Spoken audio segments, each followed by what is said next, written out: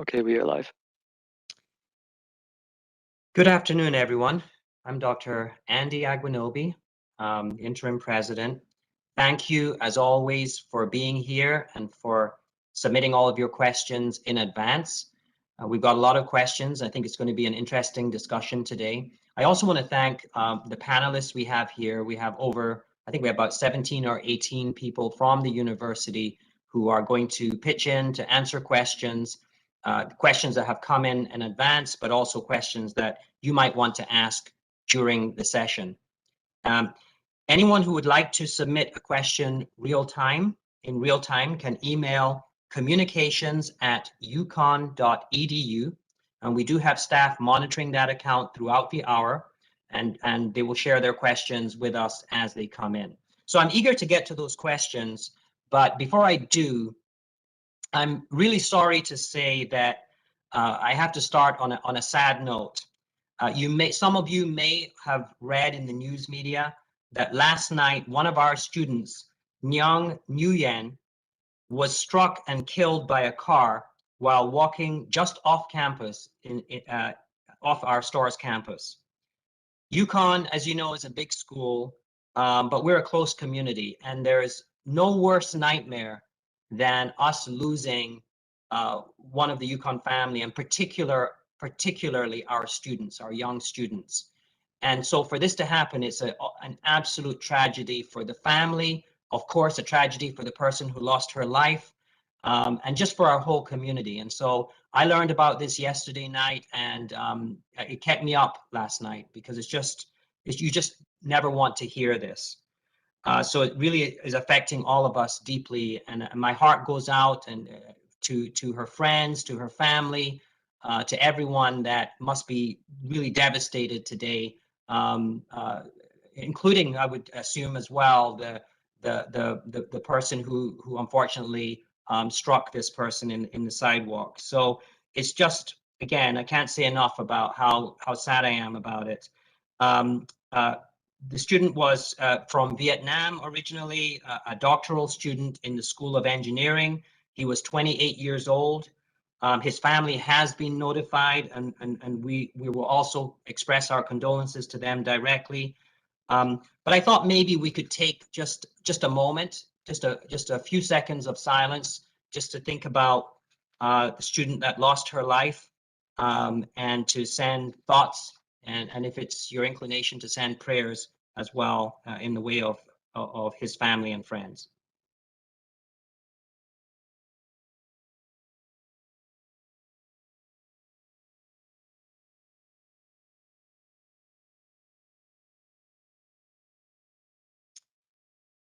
Okay, so I hope that everyone was able to have a safe, healthy, and happy Thanksgiving, that you got some time. It's been a very, very, very busy, just continually exhausting, I'm sure, because of COVID protocols and precautions, and having to deal with, being back on campus and all the work that's associated. We love it, of course, across all of the campuses, but it is tiring, and I hope you manage to get a little bit of spare time, free time with your families and your loved ones during the Thanksgiving holiday.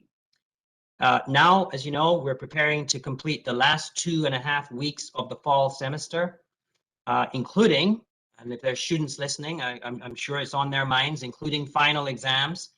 I'd like to thank our faculty, our staff, and everyone in the UConn family and the UConn Health family. We're all one family, for the hard work that you've been doing this semester.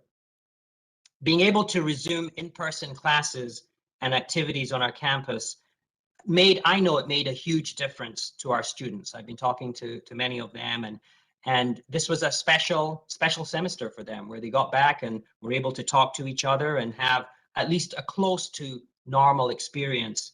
And I want to thank all of them and the faculty and staff for their patience with the COVID-19 protocols and protective policies that we have, with the vaccinations, the testing, and everything else, because I think it has kept us safe. And that's the most important thing. Before we do anything else, we have to be safe and take care of ourselves. So thank you so much for that. Talking about that, our employee vaccination program continues to be successful. More than 96% of our employee population is vaccinated. Our student vaccination numbers across campuses are also very high, above 90% on every campus, including 99% in stores. So those vaccination rates, combined with the indoor masking policy, and just our community being cautious and being careful, has helped to keep our UConn positivity rates exceptionally low during this past semester. Having said that, if you've been following the news, you also know that that the situation may be changing across the country. Certainly the positivity has started to go up in Connecticut. I was listening to the news this morning, and I think the positivity in Connecticut is over 6% now. And my understanding is that the governor had said he would get worried when it crosses 5%. So we're definitely in sort of dangerous territory at this point. Hopefully it won't go too high, but we may be at the beginning of another surge, who knows? And of course, with the new variant, that's another issue that we have to look at. Nobody quite knows where that's going right now. And after I finish my comments, we have a great expert here, Dr. Bannock, who's our infectious control leader for UConn Health and has been served in that role, I think, as well for the whole of the university. So he'll say a few more words on that. But in general, we're seeing an uptick. And that's one of the reasons why I and the leadership team have been conservative when it comes to the masking policy and other precautions that we've taken. Is the reason is the uncertainty going into the fall. You know, with the cold weather, we didn't know anything about the variant at that time, but we felt like we needed to evaluate on a week-to-week basis, but not be too fast to sort of to lift those precautions. And I think we're glad that at least at this point in time that we have continued to be conservative and to be very careful in terms of our masking policies and other policies that we have. Our dashboard will be updated later today, but we're also seeing an uptick in positivity in the University of Connecticut. Nothing for us to panic about or to be particularly worried about at this point, but we did notice that from November the 18th through today, that's about 2 weeks, there were 30, so that's 30, new reported student cases. Now, 23 of those were diagnosed while the students were on campus. 9 of those were diagnosed while the students were at home. So it's a little bit more than 30, it's 32. 9 of those were diagnosed while the students were at home. Now, most of those cases were identified during or after the break. So Thanksgiving travel and events may have been a factor. I want you to know that all of those students, any of those students who are not still at home, and many of them are still at home, have been isolated and are being, we're making sure that the rest of the population is safe. So there's no cause for any concern. But I do think that what it says to us is that we have to continue to be extremely careful in terms of masking, in terms of making sure that we're vaccinated. I'll talk a little bit about the boosters in a moment. You know, social distancing whenever we can, whenever it's appropriate. And then we have to be diligent in watching what is happening. And I can assure you that the university team, the Shaw Student Affairs, our staff and faculty leaders are all watching very closely to make sure that we know if this uptick in positivity continues, and we make sure that we're handling it. And of course, we have wastewater testing, and the wastewater testing is not indicating any major concerns at this time, but we're going to continue. The reason we do that is to see whether or not there's an uptick in positivity in the wastewater testing, which again will make us want to look at that seriously. So again, I think the message to take away from all of this is that we have to be, that we're not out of the woods. We cannot say we're out of the woods yet. We have to watch and see what happens. and continue to be diligent in our protective measures. Now, I also want you to keep these numbers in perspective and illustrate how different this semester is from the last one.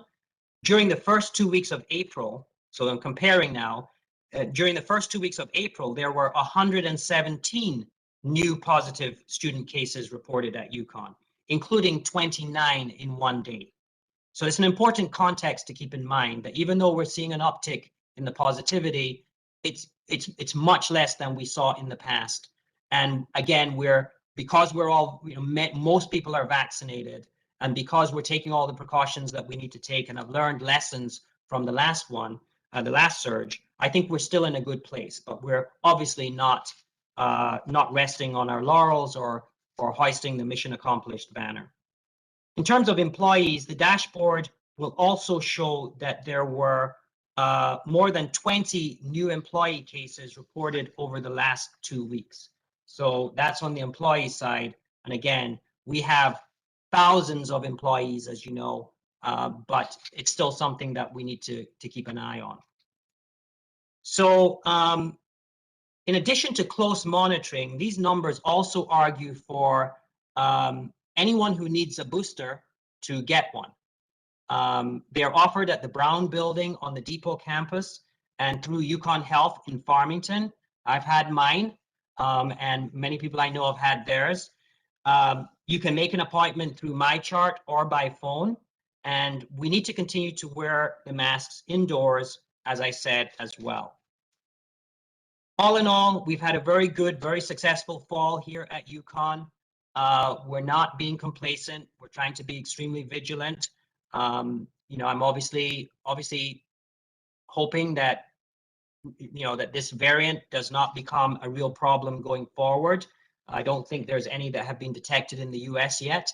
But what I'll do is let me pause here and turn it over to Dr. Bannock, because even though this wasn't a specific question that came from for the town hall, I know many people are interested in sort of the state of the state with regards to the new variant. So if he can briefly give us a quick overview of that, and then we'll get straight into the questions. All right, thanks, Dr. Andy. So with regard to this new variant, I'll just highlight a few points. This is a new variant that's been initially identified in South Africa, but now throughout the world. And what's notable about it is that it has many mutations. What we still are trying to understand as a scientific community is what this means in terms of its contagiousness, how transmissible it is, whether it causes more severe or milder illness than previous variants, and then also, of course, the impact of the vaccines on preventing infection from this variant. And I think there's going to be many of these factors are going to play into our approaches to public health measures and infection prevention measures in the coming weeks and months.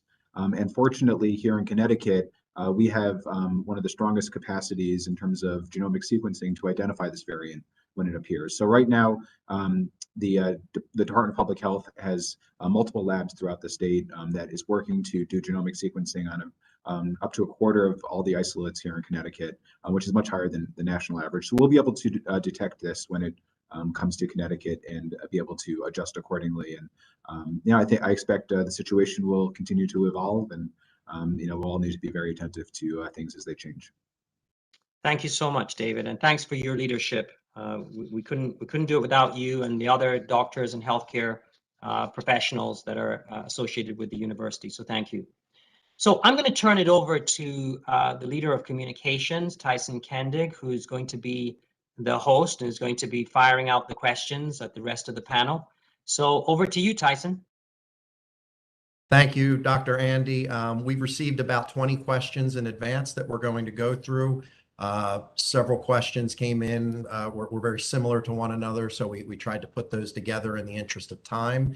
And as Dr. Andy noted, we'll be monitoring any questions that come in and squeeze those in as opportunity presents itself. So the first subject, we had a number of questions around telecommuting. So we'll jump right into those. And I know that Chris DeLello, our Chief Human Resources Officer, will be on point for answering most of these. We'll begin with, will the telecommuting policy be solidified, or will we have to continue to apply for it each semester? Why does the telecommuting form only last 6 months? Thank you, Tyson, and thank you everyone for joining today. Um, Clearly, the telecommuting policy was at a 6-month pace because there were so many unknowns. But following the spring semester, we will be moving to a full telecommuting year and returning to the year-long process that we have used before and will use again. Related question for you, Chris. Will employees be allowed to telecommute 100% if it doesn't interfere with their duties? That's a great question. There's a small group of employees at the university looking at this at Andy's request, and we've already commenced a review of the tax, legal, budget, and workplace issues for what it means for new and existing employees to move to 100% remote work. We're still investigating.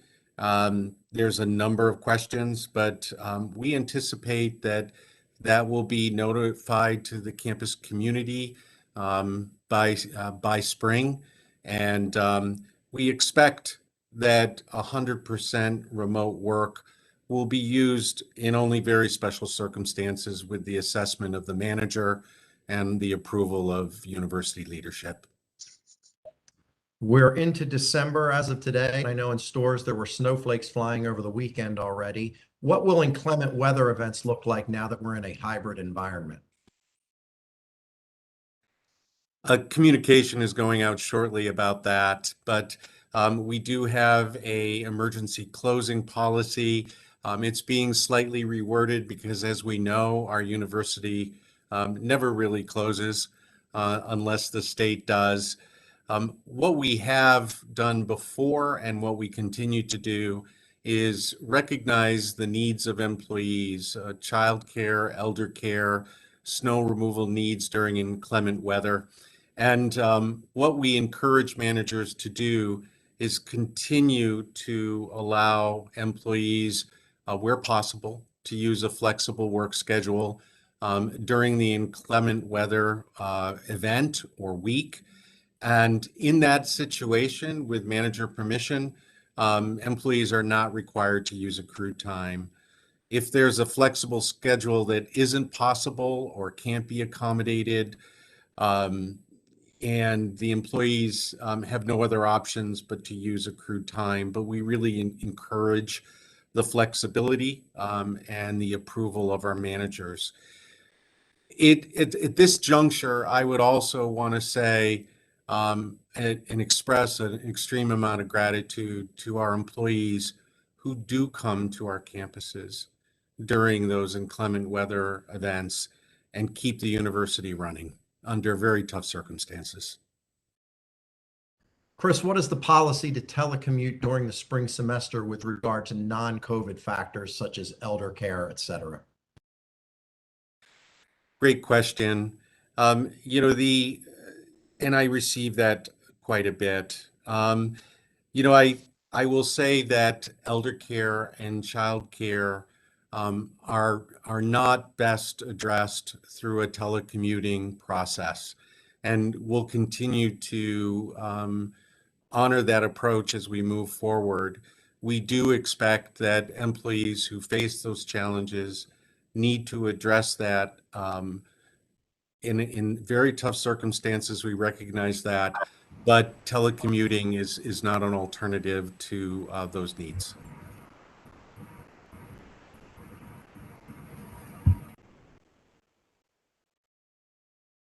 When will everyone be expected to be back working in person? Are hybrid work schedules becoming part of the permanent UConn culture? I think we've all had some challenging times over the last 18 months, and I don't think we yet know what the permanent UConn culture means as the pandemic continues. What we do know is that we want to experience and preserve the education of our students and our mission of research. While doing so, we hope to preserve the community health and safety of everyone on our campuses. We think that it's too early to determine if hybrid is going to continue, or what it even looks like past the spring semester, until we commence a more thorough review of what it means to work at UConn in the future. Yeah. So I just add to that. I think that, especially if you look at what's happening right now, where we're not sure where the pandemic is going, we're not sure if we're going to go through another Delta variant type of experience. So right now, fortunately, we do have this hybrid approach, and if this semester is anything to go by, it's working. And so I think for now, what we'd say is we're continuing with that.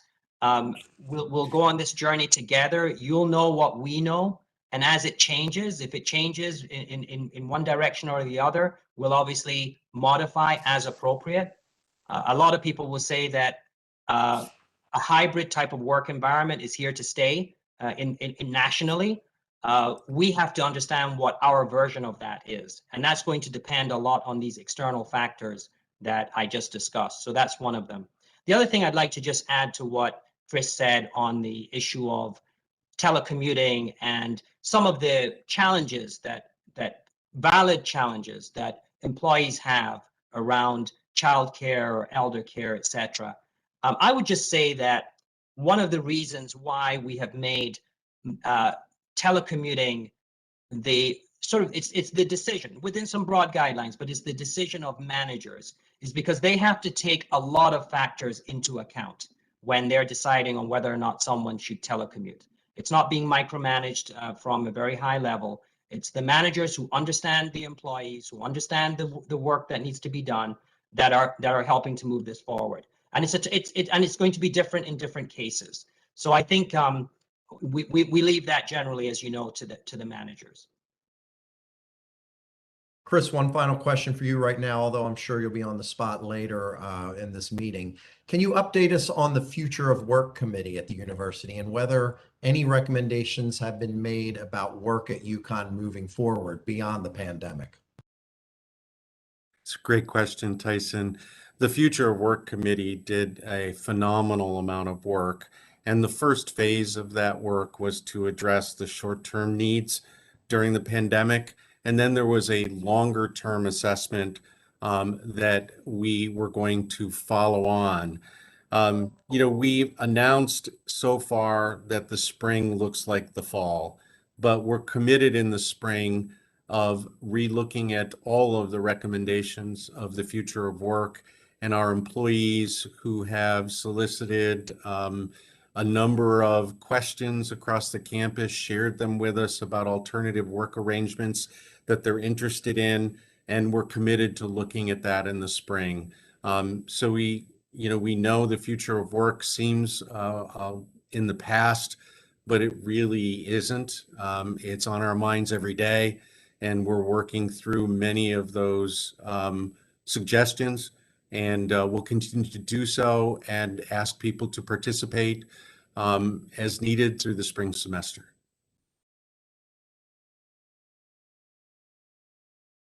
Thank you, Chris. We'll move on to a broader subject of campus health and safety, and we received a number of questions about masking and enforcement, masking fatigue, if you will. So the first question is, what is the end game for the campus mask requirement, and will it ever be a personal choice? Dr. Andy, do you want to take that? Yeah, well, first of all, I've been hearing, I know that myself and Ellie and Carl and others have all been hearing about the fatigue associated with masks, and we agree, because just like everyone else, I have to put a mask on, and it is fatiguing and inconvenient.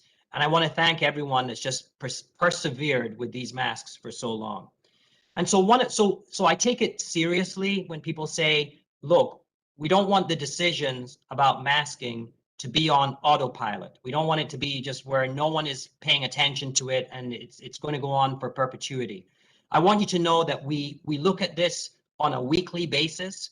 I talk to Ellie, I talk to others on a weekly basis, and try to make sure that it's still necessary. And we, as you know, as I said earlier, we believe it is necessary right now. But the short answer to your question is, we'll continue to evaluate on a weekly basis. We are watching it closely. We do think right now that it needs to continue, but once we get to a point where it's obvious that it doesn't, then we will definitely change course. Part of the question is, well, there was another question about this that talked about input, etc. And I think that we do have a lot of people on the ground, obviously, faculty, staff, leadership, listening to students, listening to faculty, and that definitely is getting back to me and to others. So thank you. I don't know, Carl, Ellie, do you want to say anything about that? Yeah, I can talk a little bit about, what it is to fight this adversary. And we juggle so many things that we know are well-established tools in our toolkit and indicators of worry. And just to be more explicit, what we are looking at every day and then in these weekly meetings that we have to consult is, what is the presence of COVID at UConn? What is the presence of it in the state of Connecticut? What is the national and global context that we're working within the presence of variants that are very aggressive and persistent? And what works in mitigating spread and in preventing this disease from finding a happy home at UConn? And that is what we are very focused on. Masking is a critical tool for us. So is vaccination. So is being mindful of your health and being tested if you're not feeling well. So is making use of outdoor settings where we can. And so we are assessing all of those factors that are occurring as closely as our wastewater and as broadly as the global context. All of us went away for Thanksgiving and came back, and we were all over the world when we did that. And then using the tools that we have to make sure that COVID isn't finding a home at UConn. And so that includes masking, but many other things as well. And the strongest toolkit we have is vaccination. And now I think it's increasingly becoming boosters. So those are available to you as an employee, they're available to our students. And we just need to be relentless. I think that's what we've learned over the course of the last 2 years, is that keeping this sort of adversary at bay requires persistence. And one of those is masking. However, being relentless means constantly evaluating all of those streams of information and making decisions regularly while taking a conservative stance. And I think that's important to note, that we're being really conservative in how we do that because we see it working at UConn. And I also just want to acknowledge, I know it's uncomfortable, I know we don't enjoy the masking, but I also appreciate the words of support that come from faculty, staff, and students as well. And many of you have also said, we appreciate you standing behind this, and we will stand behind it when we find it has the desired outcome, which is keeping us together in person as a community doing what we love. Thank you. Related to that question, how is the mask requirement actually enforced? Some indoor locations are strictly enforcing the policy, but it appears enforcement is inconsistent. Look to Provost Carl Lejuez or Ellie, our Dean of Students, to maybe address that one. Sorry, Carl, go ahead. No, start Ellie, and then I'll jump in after. I just need to grab the opportunity to congratulate my friends in InChip who taught me long ago that things like masking are a behavioral shift that we want to inspire. And so we keep trying to motivate participation in masking. And I thank all of you for what you do. And I see it working in a myriad of ways. So in the classroom, in the residence halls, in the rec center, we are very grateful to have staff and peers of students and others, peers to ourselves even, who remind us to put that mask on. Or if we're not drinking the coffee right now, we can take that mask and put it back on in between breaks. And I want to encourage us to inspire participation in this behavioral shift. And I really want to acknowledge our creativity in doing so. I know the library has been exceptional in what they've been doing. Residential life doesn't stop and does it at 2 in the morning and 2 in the afternoon. And all of us in really reminding ourselves that this measure of lifting that mask back on creates a caring community is really, really important. On a student front, I would just say, where you are welcome to refer this to community standards is when it's going beyond masking and into a situation that is, overly adversarial and interfering with the occurrence of work in that setting. So if it's disruptive to the classroom setting, if and it is not manageable, then we certainly want to know about it. But our ethic on masking is one of inspiring participation and really encouraging those efforts that are happening throughout the university for compliance. Sorry, Carl, I had to do that shout out to InChip. No, listen, I don't have anything to add beyond that. I think that covers it. That's great. Thank you. Dr. Andy, will UConn mandate the booster shot for employees? So at this point, we're not mandating it, as you know. And in terms of will we mandate it, I think it's too early to tell. I think we have to look at how the pandemic evolves, how the science evolves. But at this point, we're in a wait and see mode. So we haven't decided, we haven't had a deep discussion about it yet. What I'll do is I'll ask Dr. Bannock, since we have him on, what his thoughts are about boosters and mandation and associated topics. So thanks, Dr. Andy. Boosters have really shown to be very important in terms of preventing severe illness, particularly among older individuals. In the younger individuals, they do seem to be effective in preventing milder illness and also can bring down transmission. So I would certainly encourage anyone who is eligible based on when they receive their initial vaccine series to get a booster. At this point, I think there isn't any sort of movement at the national level to change the definition of what is considered fully vaccinated, but that's something that's being consistently revisited by public health leadership throughout at the CDC and throughout the country. So it's going to continue to evolve as well. Thank you. With the rise of the new variant, is the university going to make testing more accessible or do more surveillance testing to limit the spread on campus? And related to that, what does UConn recommend in terms of testing availability for employees, including before coming back to work? So maybe Ellie can start with the students, and then maybe Chris can jump in on the employees. Yes, so we are always prepared to ramp up if need be. And what we're looking at on a student front, we start with positive test results that come in from symptomatic students, which is a lot of what you see on the dashboard now. We are also surveilling our exempted students who are not vaccinated. And then we're really looking at the wastewater because that's a place where we can start seeing a rise early on. And then we follow and respond to that increase by going in and testing that geographic region that we know it's coming from. So for example, a residence hall, we would quickly go in and then test that hall if we were seeing a rise in the wastewater that warranted really refining where is disease and how do we mitigate spread and get in there quickly. And so, yes, we're always prepared to ramp up. We're also always available with symptomatic testing for our students on campus. And the strength of our work is in being nimble, and we're prepared to be nimble. And certainly if we felt that an outbreak was happening on campus, we would ramp up surveillance very quickly to hone in on where that was. Thanks, Ellie. On the employee side, I think everyone's aware that HR has worked through a testing protocol for those employees who have requested exemptions for religious or medical reasons or deferrals on a weekly basis. And we do that through a number of ways, through testing that's now 5 days a week at the Brown Building, and also through other vendors for our colleagues on our regional campuses.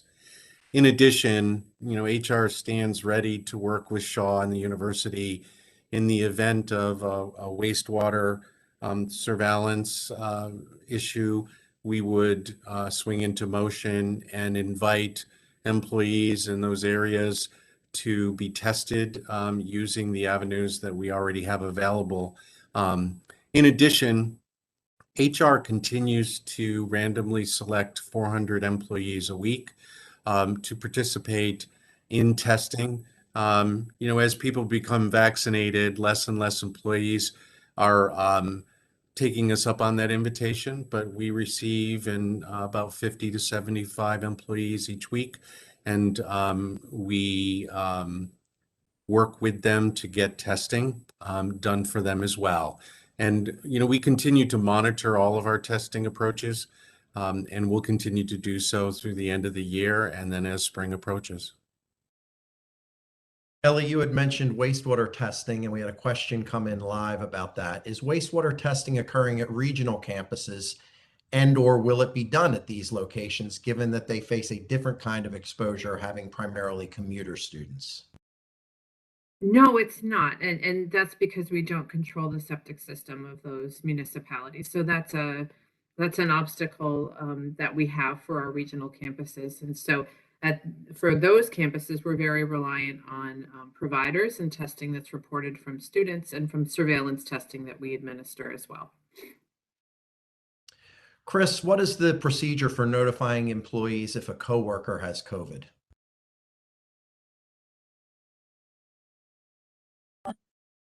Chris, did you want me to take that one? Yes, thank you. I was on mute, Terry. I think Oh, okay. Terry Dominguez, our colleague, can best address that.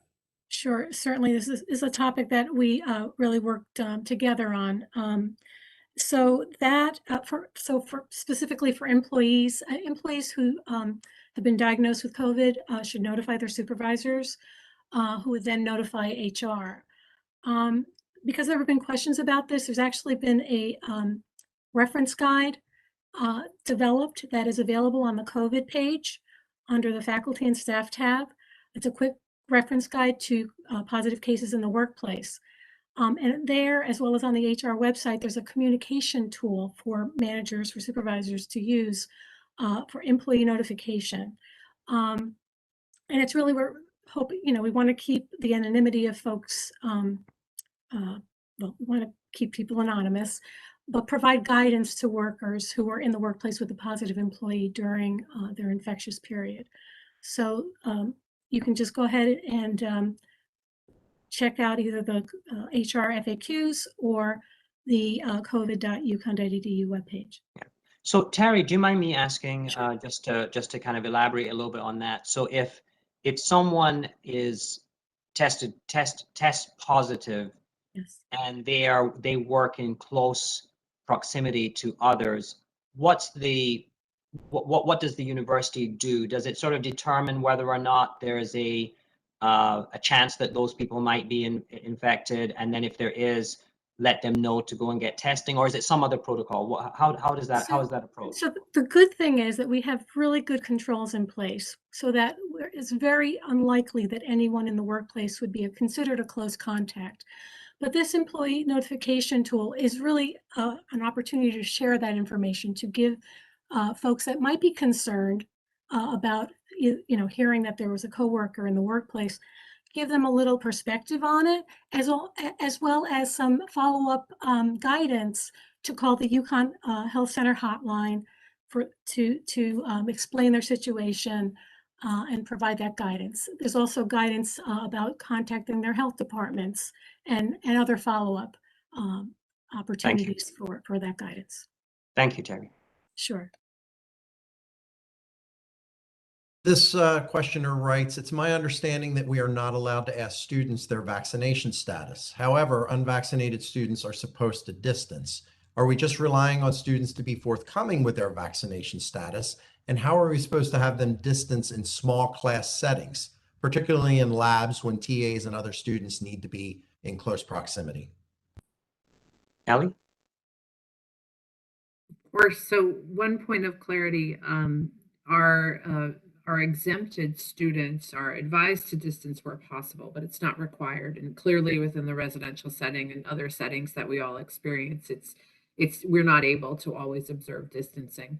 And that's why the other things that are expected of students, like masking and regular participation in surveillance testing, are particularly important for this population, and are measures that we do expect them to follow and have articulated that to those exempted students. Some departments allow research meetings and seminars in person, while others require visits to be virtual. Are we permitted to have in-person meetings as long as the same precautions that are followed for classrooms are in place? This question also pertains to graduate student education, such as in-person dissertation defenses or general exams. Perhaps our Vice President, Radenka Merritt, can address that. Thank you, Tyson. Yes, we allowed people getting in person, and we are recommending wearing the masks, and for people who are not vaccinated, keeping the distance. So we have the number of the research meetings with industry as well as among the different teams happening in person. Carl, do you have anything to add to that, Carl? Did you want to add anything? Yeah, no, I think the important thing is that the group does what makes sense to them in that situation. And if a meeting benefits from being in person, we can certainly do it that way. There are times when meetings do just as well virtually. So we don't want to have a particular rule about it, but we do have a set of guidelines and policies that allow us to have those meetings if it makes sense to have. Thank you. Could I add as well, Tyson, just to let you know that the campus guidelines do provide a series of situations and venues to support that decision making. And that's on the covid.uconn.edu page. Thank you. Okay, thank you all for those answers. Please explain the color coding system on the COVID dashboard and a sense of when we can expect to move to yellow and even eventually to green. Ellie, do you want to take a stab at that? Yeah, thank you, Tyson. So the color-coded system is really the reflection of the outcome of that juggling act that I was talking about earlier. So we're looking at the presence of illness at all levels, both at stores as well as in the state, as well as abroad, and what risk that presents to our campus.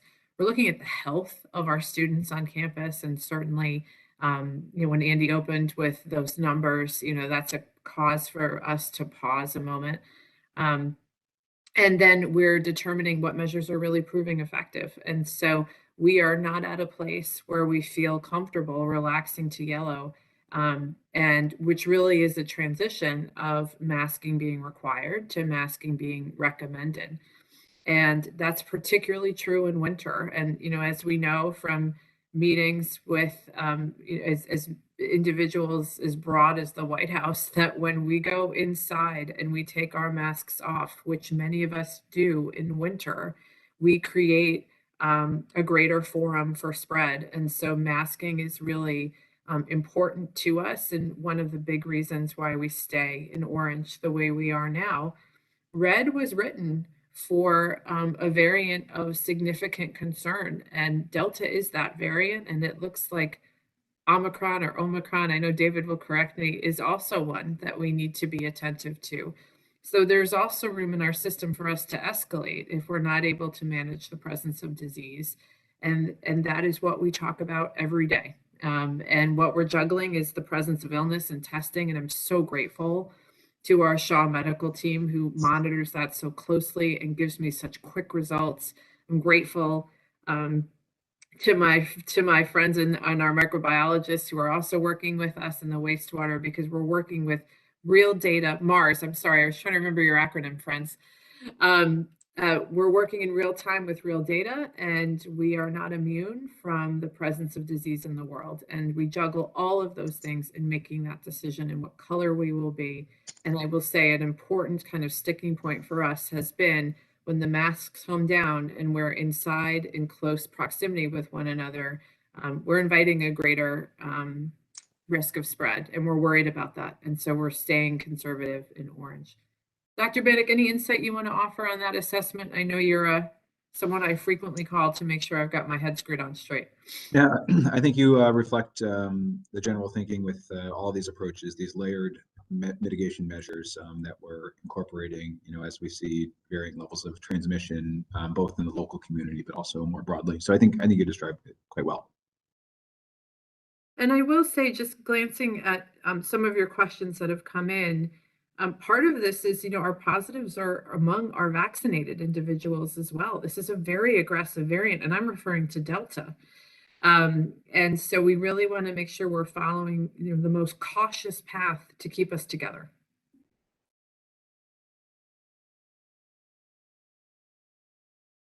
Thank you.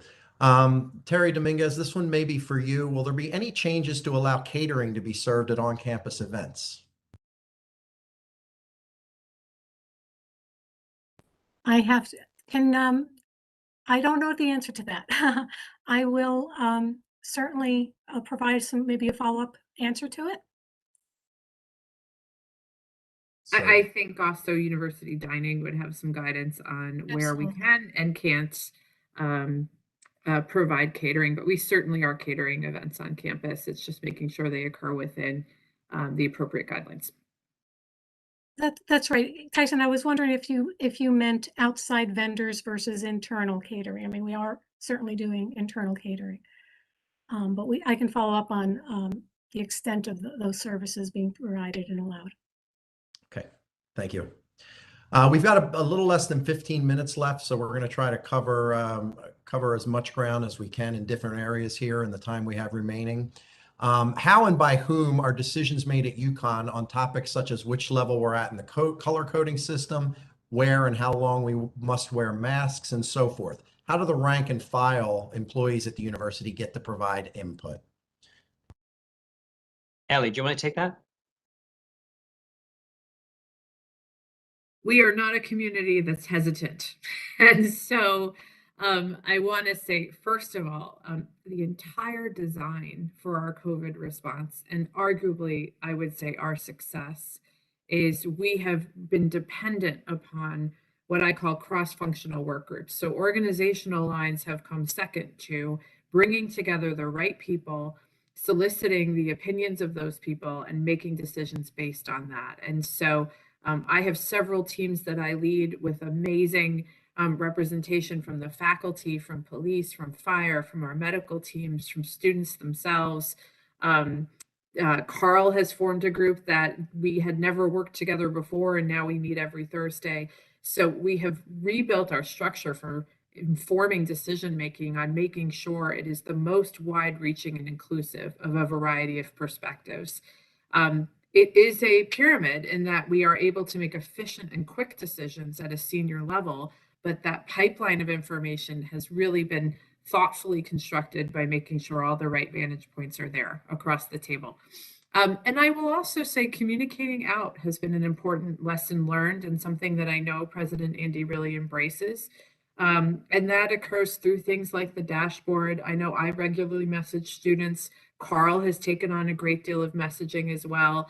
And I find you also respond with your feelings, and it is those things that often motivate my comments today when individuals who I may or may not know choose to tell us what's working and what isn't working. It has buoyed the masking conversation in particular, as well as we've heard your feelings about that. So I would say we are efficient in our decision making. We don't decide in a large committee structure, but we are informed through a pipeline of information that's really been dependent on something that was unprecedented for me in my experience at UConn, and I think a source of great strength and innovation, which is bringing together all teams to make the right decision for the problem at hand. And we'll continue to do that. I'll just add also, several of us meet frequently with the Senate Executive Committee, and they are representatives, and you know, I at least know in my meetings with them, we talk about what these approaches are. I get advice from them, and so we certainly want to find many ways to get the faculty, staff, and student voice, but that's definitely one way we do it. And I think that's true. And I think in addition, and this is implicit in Ellie's comments, I know a lot of the student leadership also contributes. So in addition to the faculty leadership, we have student leadership, and I think it definitely comes in from all directions in terms of input.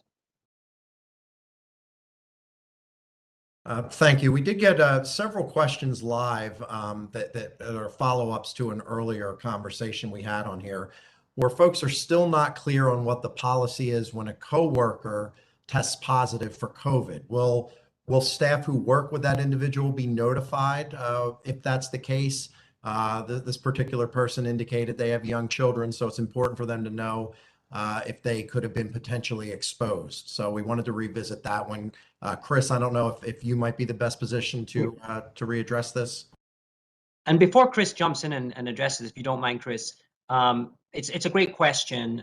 I'll just let you know that I had an experience a few days ago where someone who worked, not no one on this call, but someone who works with me in my sort of broad capacity, had a family member who tested positive, and I was notified that the coworker would be out because they had been exposed, and I was able to then go to through someone go to the COVID call center and was told that the reason I wasn't asked to get testing or anything is that my exposure was considered very low. So I can understand why people have questions about, how does it, behind the sort of behind the veil, so to speak, how does it work, and when do people get notified and when do they not get notified? Thanks, Andy. And Terry and I think both can team up on some of these questions. What we've expressed throughout the pandemic is that the first place to call is our employee health call line that can really help both the employee and the manager navigate this question. Throughout the pandemic, what we have found, even when contact tracing has been done, is that there has been very little, if none, exposure in the workplace from individuals that were working with a person who's tested positive. And so Terry followed the right approach, in working with HR, has developed a protocol that not only preserves the privacy of the employee, but also respects that the coworkers that have worked with that individual. And so there's a number of, it's not a concrete answer. I think we look at on each case. And Terry, I don't know if you would want to complement that with anything. And Terry, as you're thinking about the answer, your part of the answer, maybe I can throw in a clarification. Is it safe to say, and correct me if I'm wrong, is it safe to say that obviously when a person contracts COVID-19, they know because they were tested, they were sick, they got tested, they might be isolated, or if they're exposed, they let us know. Is it safe to say that if a coworker is at risk, they would be notified that they're at risk? Is that safe to say or not? So what the employee who is positive would share, the information they would share with their manager would be where were you and who were you with? So then the manager would then have that communication to provide to those employees in the workplace where there might have been contact, not necessarily close contact, but just they know they were in the area with this person, whether or not there was a close contact situation or not. So that way, anyone who has concern about having been in the workplace with that individual can follow up with the appropriate connections, and one would be the UConn call center, the UConn Health Call Center. Another would be the local health department, and there's other things that they can do. And let me tell you that this reference guide also provides managers information, not just for coworkers, because there might be also concerns about contractors or any individual who might report whom they might have heard that was positive in the workplace. And so there's that information and a process in place for conveying that information and providing guidance and explaining some of the processes that might be in place when there is a positive in the workplace. Thank you. We have about 5 minutes left, Yeah. so we probably have time for 2 questions. I'll ask our panelists to be as concise as possible to make sure we get to those. We will, any emails any emailed questions that have come into communications@uconn.edu that we didn't get to here, we will address. If you have a question, you can certainly send it to that email address, and we will make sure we respond to it. One question came in about collective bargaining agreements. And while the questioner knows we cannot give specifics, they'd like to know when we can expect an updated proposal on wage increases and what we'll do to address the morale among faculty and staff as a result of this process. Yeah, I think I'll just say a couple of words on this because obviously, as the person who wrote noted, negotiations by just by design are not, the details are not to be discussed outside of the negotiating process. But having said that, I want people to know that through many channels, directly through letters from faculty leadership and from other sources, that I and others have heard that there is concern, particularly around the wage proposals, that there isn't movement at this point in the direction that is desired by on the other side of the bargaining table. And what I just want to say a few things, and again, I can't get into the details because there's a negotiating team. The negotiation is not over. It's actively ongoing. But I want to say a few points. One is that, and you can believe this or not, but it is the absolute truth that we deeply value the faculty and the staff. We deeply value them. Unfortunately or fortunately, because of the nature of academic institutions, there is a negotiation that occurs periodically around many items. It's not a negotiation initiated by the unions. It's not a negotiation initiated by administration. It's just a negotiation. That's what we do, and we've done it for many, many years. And we've always gotten through these negotiations and done well together, and continued to do what we're here together to do, which is the mission of the university. And I'm very optimistic that we will get through this negotiation. One of the points in the question was whether this is going to arbitration. In my mind, we will get through this negotiation. We will get to a reasonable place that we can all tolerate through this negotiation. That's the goal from my perspective. And I would just caution everyone not to look at the status of individual negotiating items today and assume that that will be the status of those items tomorrow. This is an ongoing negotiation, and until it is over, it's not over. I know that doesn't address the potentially morale issues that are related to the length of the process, because as you know, the contract wasn't reached. We have an extension agreement. We need to get to a contract before this legislative session. But I want you to know that the negotiating team, myself, and everyone else is very focused on trying to get to the right place in this negotiation. And we're not giving up on it and saying, going to arbitration. We're going to continue to try. Now, there are other factors that are being watched at this time that we're all watching. What happens in the CBAC negotiation at the state level, what the finances look like in the university going into the next year, what the needs are of the faculty, etc. But that's an active, ongoing process, and we're very focused on it. I believe we're going to automatically shut down here at the 60-minute mark, so we're about out of time. Dr. Andy, do you have any very quick closing remarks? Just to say thank you to everyone. I think we covered most of the themes and actually most of the questions, but we will address other questions directly to the questioners. But otherwise, I just want to thank everyone for all of the amazing work you're doing. And if we don't talk again, have a lovely, wonderful holiday at the end of this year. Thank you.